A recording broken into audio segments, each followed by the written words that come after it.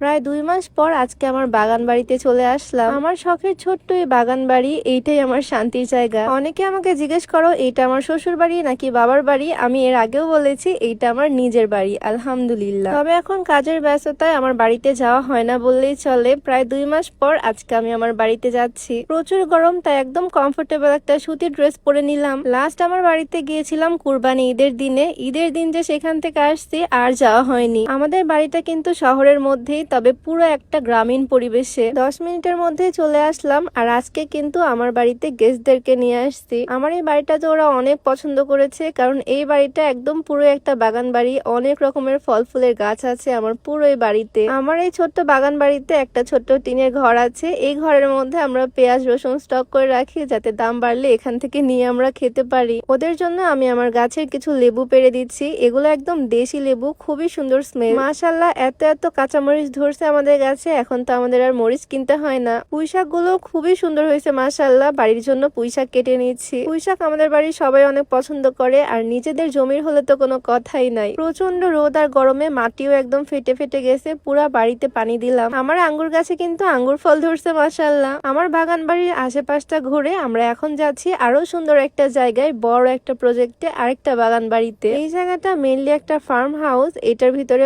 অনেক বড় জায়গা, অনেক বাগান আছে, ফার্ম আছে। জুতার তলায় স্প্রে করে আমরা চলে আসলাম এই ফার্ম হাউসে। এখানেও আমার টিনের বাড়ির মতো সুন্দর কিছু বাড়ি আছে। এখানে মেইনলি কেয়ারটেকাররা থাকে, যারা এই পুরো প্রজেক্টটা পাহারা দেয়। বিশাল বড় জায়গা। এই জায়গাতে ধান লাগানো হবে কিছুদিনের মধ্যেই। পাশে দেখো এগুলো হচ্ছে আখের গাছ। আর এই জায়গাটার মেইন অ্যাট্রাকশনই হচ্ছে এই ড্রাগন ফলের গাছগুলো। কয়েকদিনের মধ্যে ড্রাগন ফল পেকে পেকে একদম লাল হয়ে যাবে, তখন দেখতে অনেক সুন্দর লাগবে। এখানে তো বিশাল বড় মুরগির ফার্মও আছে। এইটাকে দেখতে যদিও মুরগি মনে হচ্ছে না, এগুলো মেবি মোরগ। এই হাউসটা তো আমার ভীষণ পছন্দ হয়েছে। ভাবতেছি আমার বাগান বাড়িতে এইরকম একটা হাউস বানাবো, কেমন হবে বলতো। তো এই ফার্ম হাউস ঘোরা শেষ করে আমরা চলে আসলাম আমাদের এলাকার আরেকটা সুন্দর জায়গায়, আঙ্গুর বাগানে। আজকে একদম শর্ট টাইমে আমরা অনেকগুলো জায়গা ঘুরে বেরিয়েছি। তবে সম্পূর্ণ ভিডিও দেখার আগে তোমাদেরকে একটু দেখাতে চাই, তোমরা যারা কোনো রকম ডায়েট বা এক্সারসাইজ ছাড়াই ওজন কমাতে চাচ্ছ, তোমরা চাইলে এই হার্বাল স্লিমিং টিটা ট্রাই করতে পারো। ওজন কমানোর এই চা তোমরা বিউটি বাই লিম ফেসবুক পেজ থেকে পেয়ে যাবা। পেজটা আমার ডেসক্রিপশনে মেনশন করে দেওয়া থাকবে, হোয়াটসঅ্যাপ নাম্বার স্ক্রিনে দেওয়া থাকবে।